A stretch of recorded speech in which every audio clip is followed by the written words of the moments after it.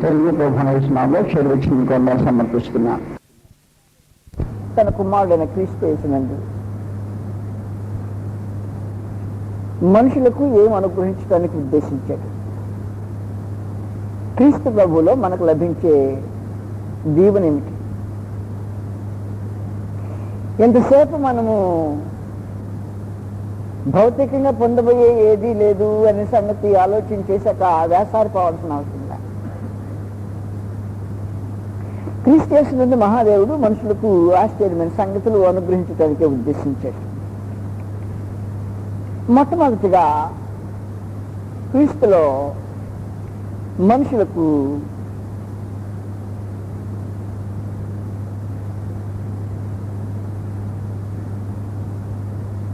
దేవుని ఊహాతీతమైన ప్రేమను బయలుపరిచాడు.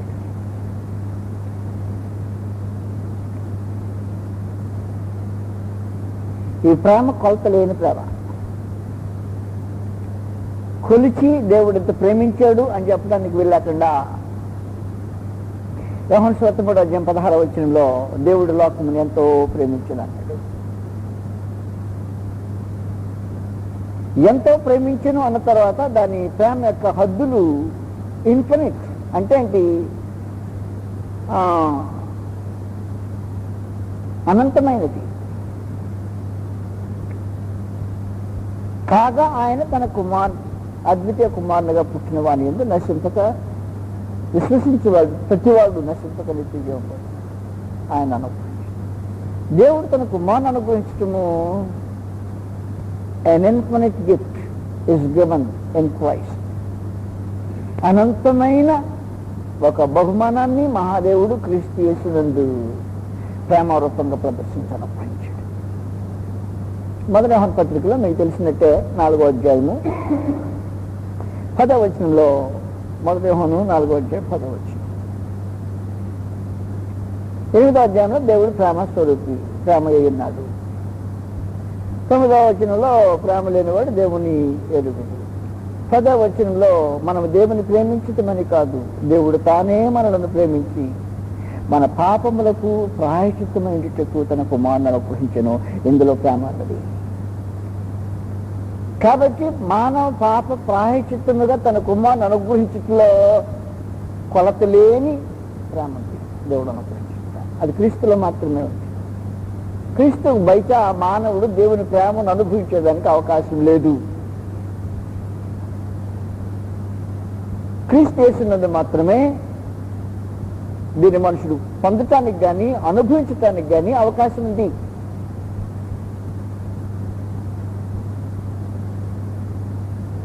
క్రీస్తులో దేవుడు అనుగ్రహించిన రెండవ విశేషమైన సంగతి ఏమంటే, జీవం అనుగ్రహించడానికి సంకల్పించాడు. ప్రాణము అనేది దేహానికి సంబంధించింది, జీవం అనేది ఆత్మకు సంబంధించింది. ప్రాణం ఉంటే ప్రాణులు బ్రతుకుతున్నాయి, జీవం ఉంటే ఆత్మలు సజీవంగా ఉన్నాయి. ప్రాణం లేకపోతే శరీరం మృతము, జీవం లేని ఆత్మ మృతమే. కాబట్టి ఇప్పుడు జీవము క్రీస్తు యేసునందు అనుగ్రహించడం ప్రాముఖ్యమైన సంగతి అన్నమాట. ప్రాణమున్నంత మాత్రాన జీవం అన్నట్టు అర్థం కాదు. మళ్ళా చెప్తున్నా, ప్రాణము శరీరానికి సంబంధించింది కనుక ప్రాణులనే సమస్త జీవులలో ఉంది ప్రాణం. జీవం అనేది ఆత్మకు సంబంధించింది. ఇది కేవలము మనుషులలో ఆత్మలైన మనుషులకు మాత్రమే అనుగ్రహించబడేది. కానీ ప్రాణం పోయినప్పుడు జీవి ఎలా తెచ్చిందో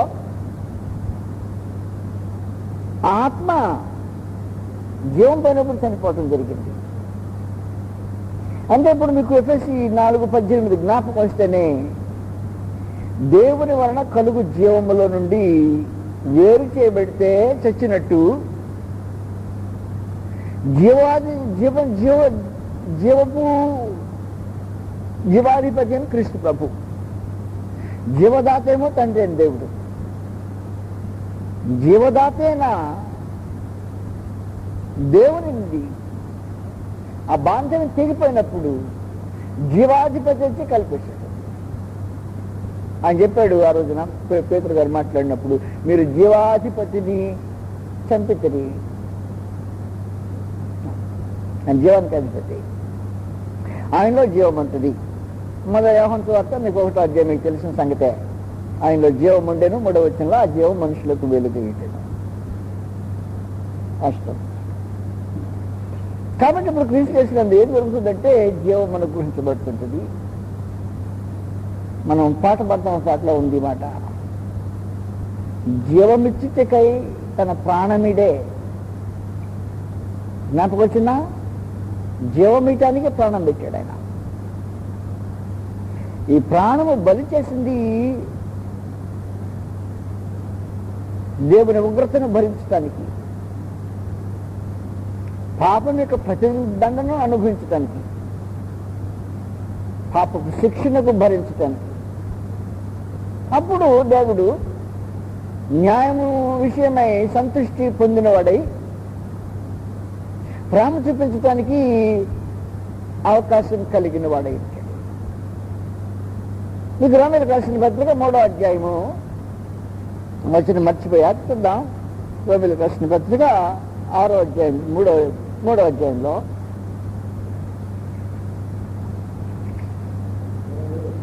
25.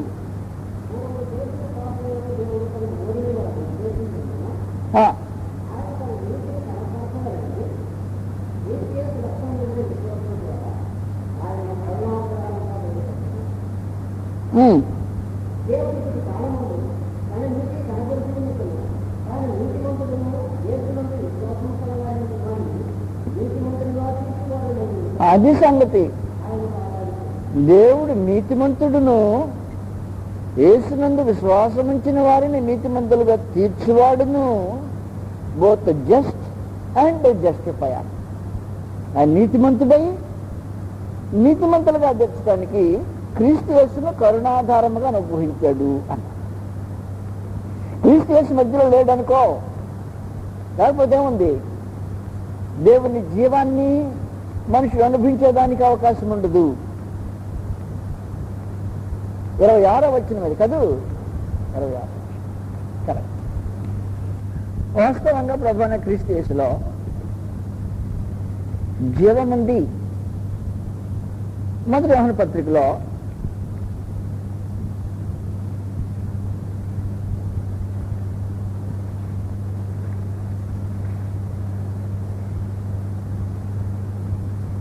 5వ అధ్యాయం, మొదటి యోహాను 5వ అధ్యాయం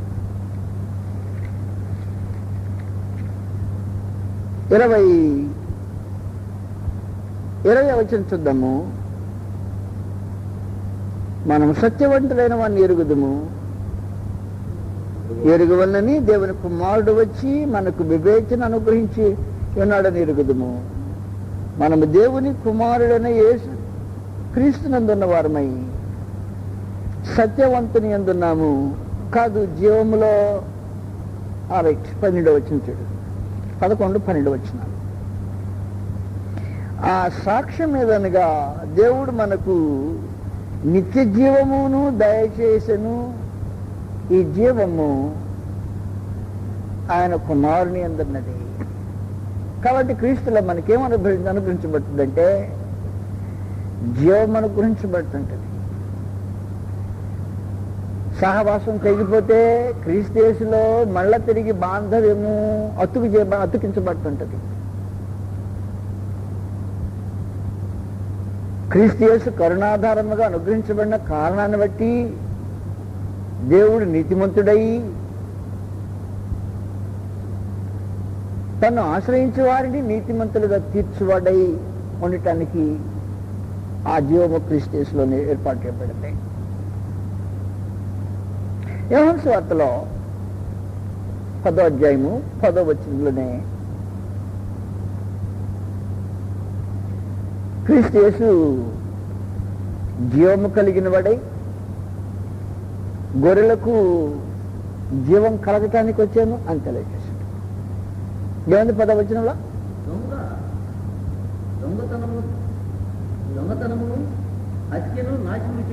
వచ్చింది కానీ దేనికి రాడు. అదుగు గొర్రెలకు జీవము కలుగుతుంది. కొంచెం కొంచెం కాదు, అది సమృద్ధిగా కలుగుటకు వచ్చింది. అదే పుస్తకంలోని 11వ అధ్యాయము 25వ వచనంలో ప్రభువైన యేసు పునరుద్ధానమును జీవమును నేనే. 25వ వచనం, చనిపోయినను బ్రతుకును, ఎన్నటికీ చనిపోడు. మనుషులు క్రీస్తు యేసునందు వీటిని కాదు వెతికేది. ఏం వెతుకుతుంటారు? ఇంకేదో ఏదో వెతుకుతుంటారు. ఏముందో దాన్ని వెతకరు. ఏం అనుగ్రహించబడ్డానికి వాగ్దానం లేదో దాన్ని వెతుకుతుంటారు. కనుక 2 సంగతులు ఆలోచన చేసినప్పుడు, మొదటిది క్రీస్తులో దేవుని ప్రేమ ఉంది, అది లభిస్తుంది. 2 క్రీస్తులో దేవుని జీవం ఉంది. తెగిపోయిన మానవ బాంధవ్యము జీవమిచ్చు దేవునితో జీవాధిపతి వలన అతికించబడిన పరిస్థితి ఉంది. 3వ సంగతి క్రీస్తు యేసులోని ఎన్నటికీ చెరగని చిరిగిపోని నీతి అనుగ్రహించబడుతుంది. వాస్తవానికి ఈయన వినయముతో కూడిన నీతిని స్థాపించడానికి బయలుదేరి వచ్చారు అన్న సంగతి ముందుగా ఆలోచించేశారు. దేవుని నీతి క్రీస్తు యేసులో అనుగ్రహించబడుతుంటది. కొరింథీయులకు 2వ పత్రికలో 5వ అధ్యాయము 21వ వచనం ప్రాముఖ్యంగా ఈ సంగతి ఉందనుకో. 21వ వచనం, మనము ఆయన యందు దేవుని నిత్యగునట్లు. 21వ వచనం 5వ అధ్యాయం 2వ పత్రిక, పాపం ఎరుగని ఆయనను మన కోసము పాపం. ఆయన పాపమైతే మనకు నీతి అనుగ్రహించబడింది. కనుక ఈ నీతి చెరిగిపోయే నీతి కాదు.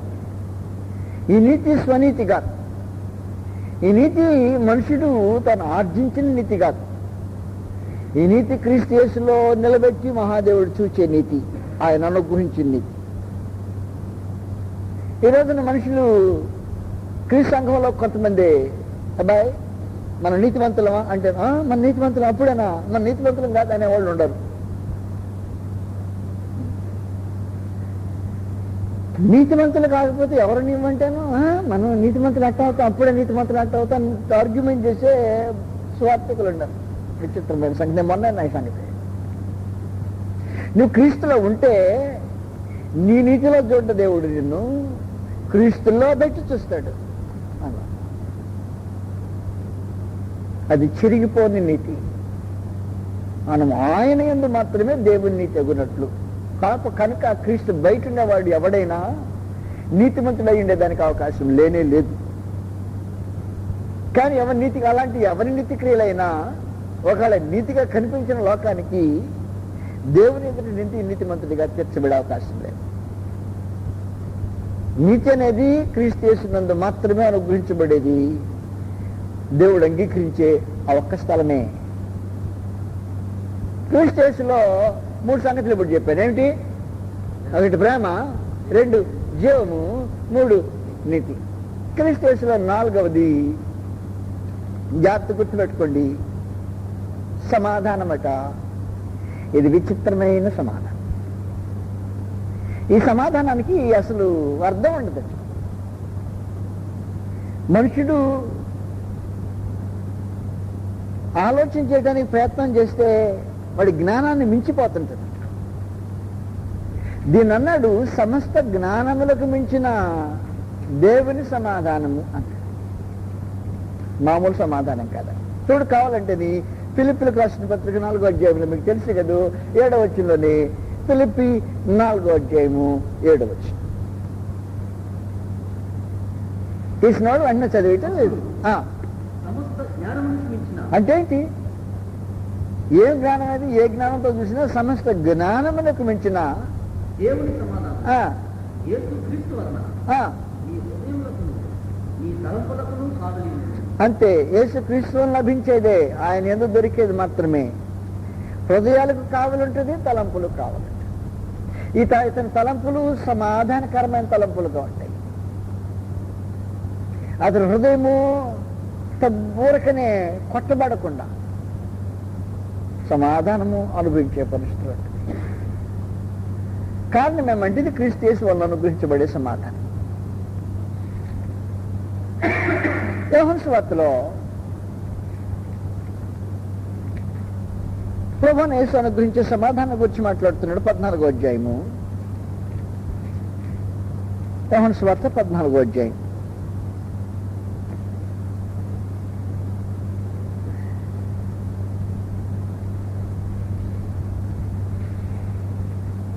సమాధాన విధానమే ప్రత్యేకమైంది అన్నమాట. అది లోకంలో అనుగ్రహించబడేలాంటి సమాధానం కాదు. మీకు ఇక్కడ తర్జుమాలో తప్పు మాట ఉపయోగించంటే వేరే మాట ఉపయోగించాడు 27వ వచనంలో.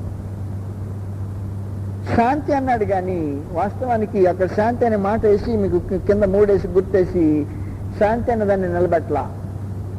శాంతి అనే మాటకి నిజమైన అర్థం లేదు, సమాధానం అని రాసి పెట్టాడు. చూసారా, దిద్దుబాటు అన్నమాట. పీస్, సమాధానము అనే మాట వాస్తవం అంటే అక్కడ ఏమైంది వాస్తవానికి అని ఏంటంటాడంటే, సమాధానము మీకు అనుగ్రహించి వెళ్ళుచున్నాను, నా సమాధానమునే మీకు అనుగ్రహించుచున్నాను, లోకం ఇచ్చినట్టుగా నేను మీకు అనుగ్రహించట్లేదు. మీ హృదయములను కలవరపడనీకుడి, వెరవనీకుడి. కారణమేమి? సమాధానము మీ హృదయాలకు కావాలంటది. ఒకవేళ లోకంలో మీకు కష్టాలున్నా లోక హృదయంలో సమాధానం ఉంటుంది. అది విచిత్రమైన సంగతి. బయట మనుషుడు క్రీస్తు బయట ఉన్నవాడు ఎంత నెమ్మదిగా ఉన్నట్టున్నా లోపల సమాధానం లేని స్థితిలో కొట్టబడుతుంటుంటాడు, ఆందోళన పడుతుంటాడు.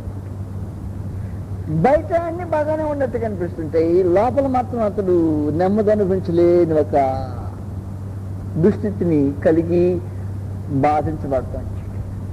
16వ అధ్యాయంలో క్రీస్తు యేసు నందు అనుగ్రహించబడి సమాధానాన్ని గురించి మళ్ళా ఆయనే తెలియజేశాడు ఈ సంగతి. 33వ వచనంలో, నాయందు మీకు సమాధానము కలుగునట్లు ఈ మాటలు మీతో చెప్పుతున్నాను. లోకములో మీకు ఏం కలుగుద్ది? శ్రమ కలుగును, ఆయనను ధైర్యం తెచ్చుకుని నేను లోకము జయించాను. ఈ సమాధానమే శ్రమలు వస్తే పోయే సమాధానం కాదు. శ్రమ వచ్చేది భౌతికమైన దేహానికి, ఆత్మకు శ్రమ రాదు. శ్రమ హృదయానికి సంబంధించింది కాదు, శ్రమ దేహానికి సంబంధించింది మాత్రమే. కనుక దేహానికి సంబంధించిన శ్రమ నిజంగా మీకు శ్రమ కాదు. కారణం ఏమంటే, నా సమాధానము మీ హృదయాలకు మీ తలంపులకు కూడా కావాలంటుంది. అంటే మీ మనసులో ఉండే ఆ నెమ్మది పోకుండా నా సమాధానం కావాలంటుంది, మీ హృదయంలో ఉండే నెమ్మది చెడిపోకుండా ఉంటే నా సమాధానం కావాలంటే. శరీరమా? ఆ శరీరం దెబ్బలు తింటే వేరే సంగతి. శరీరంలో మీకు శ్రమలకు లోకమందు కొన్ని మీకు శ్రమలు కలుగును, అది మాత్రం కాదంటల్లా. లోకంలో శ్రమ కలిగితే నా సమాధానం మీకు కావాలంటుంది.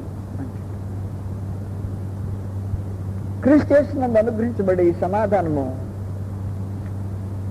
దేవునితో వైరము సంపూర్ణంగా తెంచివేయబట్టం మాత్రమే కాకుండా సమాధాన స్థితిలో బంధించబడటము జరుగుతుంది అన్నమాట. 5వ అధ్యాయం రోమిలకు రాసిన పత్రికలో, రోమిలకు 5వ అధ్యాయం 10-11 వచనాల్లో, ఏలైనగా శత్రువులమైండుగా ఆయన కుమారుని మరణము ద్వారా మనము దేవునితో సమాధానపరచబడిన ఎడల సమాధానపరచబడిన వారమై, అదిగో ఎవరితో సమాధానం వచ్చింది ఇప్పుడు? అసలాయనతోనే సమాధానం వస్తే ఇంకెవడంటే వీడు. సమాధానపరచబడిన వారమై ఆయన జీవించే చేత మరి నిశ్చయంగా రక్షింపబడుదుము.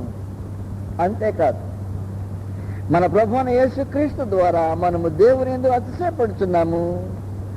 ఆయన ద్వారానే మనం ఇప్పుడు సమాధాన స్థితి పొంది ఉన్నాం. సమాధాన స్థితి పొందిండట క్రీస్తు యేసునందు మాత్రమే. ఆయనే మనకు సమాధానమై ఉన్నాడు, సమాధానానికి కారకుడై ఉన్నాడంటూ కూడా ఎఫెసీయులకు 2వ అధ్యాయంలో, ఎఫెసీయులకు 2వ అధ్యాయం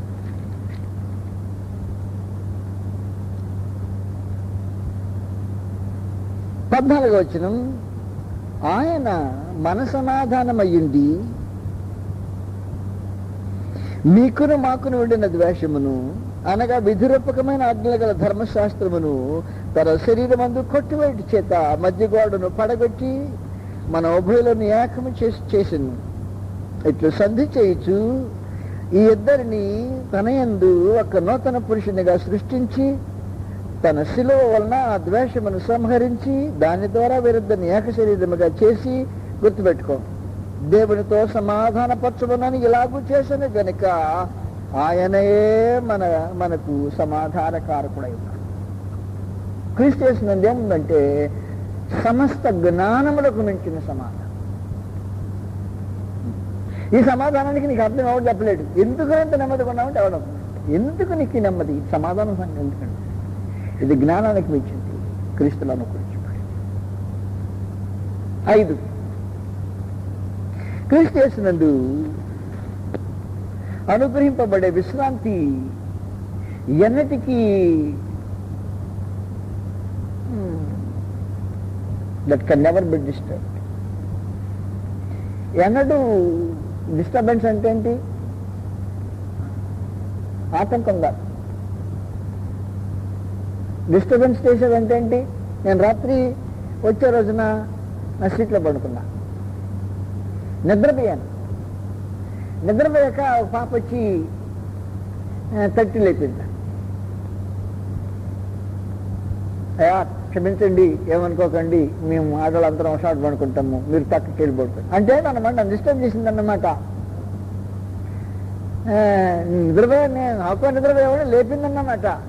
నా విశ్రాంతిని భంగం చేసిందన్నమాట. కరెక్ట్, భంగం చేసిందన్నమాట.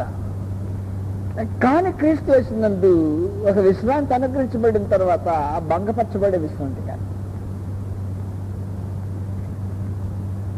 ప్రకటన గ్రంథంలో ఆ విశ్రాంతి అంట భంగపరచబడలేని విశ్రాంతి అంట. 14వ అధ్యాయం 13వ వచనం మీకు తెలుసును, చదివితే అయిపోతుంటది మనకి. 14వ అధ్యాయం ప్రకటన గ్రంథం 13వ వచనంలోనే పరలోకం నుంచే వర్తమానం వచ్చింది. క్రీస్తు యేసునందు అనుగ్రహించబడే ఈ విశ్రాంతిని ఎవరు భంగపరచలేరు. అంతటా ఇప్పటి నుండి ప్రభునందు క్రీస్తునందు మాత్రమే మృతునందు మృతులు ధన్యులని వ్రాయము ఒక స్వరము పరలోకం నుంచే వచ్చింది. అవును, నిజమే. ప్రయాసలు మాని ఈ విశ్రాంతి పొందిన వాళ్ళని లేపడానికి ఏం వీలు లేదు. విశ్రాంతి అనుభవించుతుంటాను. ఒక రోజున ధనవంతుడు చూసి కొంచెం ఆ లాజర్ని విశ్రాంతిలోంచి కొంచెం లేపండి అని అడుగుతున్నాడు. గుర్తుందా మీకు? లాజర్ని దగ్గర విశ్రాంతి పొందుతున్నాడు కదా, కొంచెం లేపండి అన్నట్టు. అబ్బాయి, ఇక్కడ విశ్రాంతి పొందామని లేపేది లేదు నిన్న, చూడు కావాలంటే లోకస్వార్త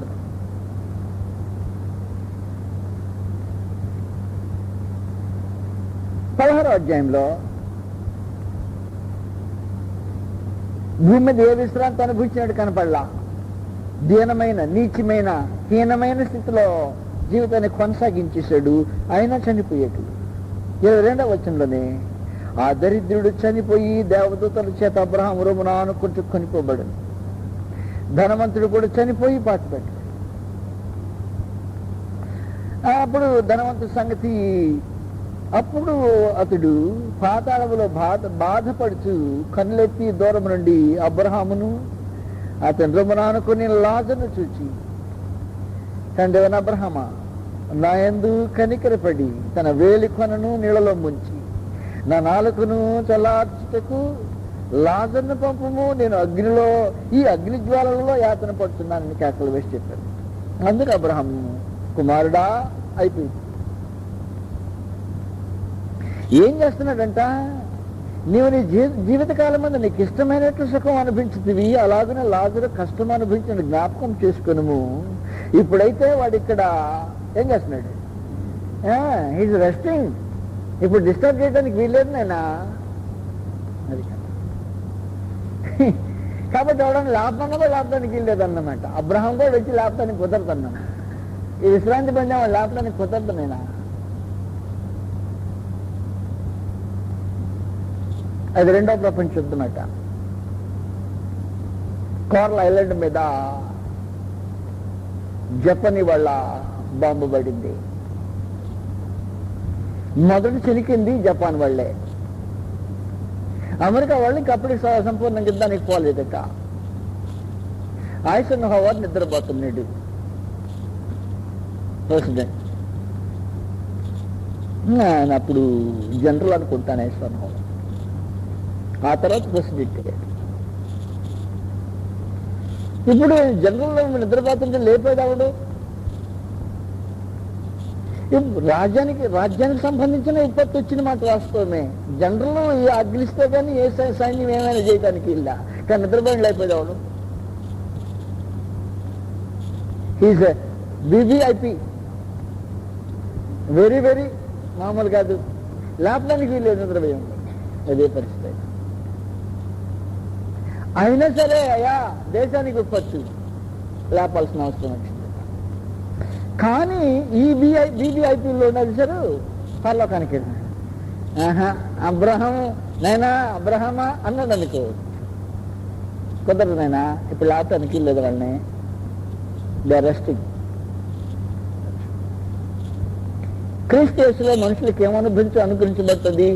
ఇంతకుముందు నాకేమో ఏమీ లేదని చూసాము, ఇప్పుడు చూస్తే ఉన్నాయే విచిత్రమైన సంగతులు.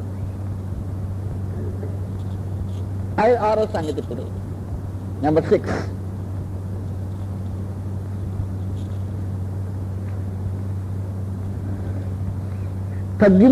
తగ్గింపలేని ఆనందం. తగ్గించుటకు వీల్లేని ఆనందం. ఆనందాన్ని తగ్గించవచ్చు, ఎక్కించవచ్చు అన్నమాట. ఆనందం ఎలా తగ్గుతుంది? ఆనందిస్తున్నాము, ఒక దుర్వార్త వినబడింది, ఏమైపోతుంది? లేచిన ఆనందం తగ్గిపోతుంది. కానీ క్రీస్తు